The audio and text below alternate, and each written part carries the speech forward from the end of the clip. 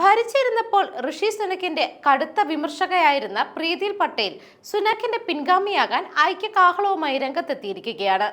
മുൻ പ്രധാനമന്ത്രി ബോറിസ് ജോൺസന്റെ ഏറ്റവും അടുത്ത നേതാവെന്നാണ് പ്രീതി പട്ടേൽ അറിയപ്പെടുന്നത്. തിരഞ്ഞെടുപ്പ് തോൽവിയെ തുടർന്ന് സുനാക്കിന് പിൻഗാമിയെ കണ്ടെത്താനുള്ള പോരാട്ടം ഊർജിതമാക്കുമ്പോൾ പ്രീതിയും ഈ പോരാട്ടത്തിന് ഇറങ്ങുകയാണ്. ബോറിസിന്റെ പിന്തുണ പ്രീതിക്കായിരിക്കുമെന്നാണ് വിലയിരുത്തൽ.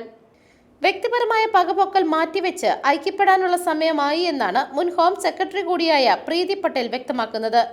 ടോറി നേതൃപോരാട്ടത്തിൽ പ്രവേശിക്കവേ പ്രീതി ഇക്കാര്യം ഓർമ്മിപ്പിച്ചത്. സുനാക്കിന്റെ പിൻഗാമിയായി നേതാവാകാൻ നിരവധി പേരാണ് രംഗത്തുള്ളത്.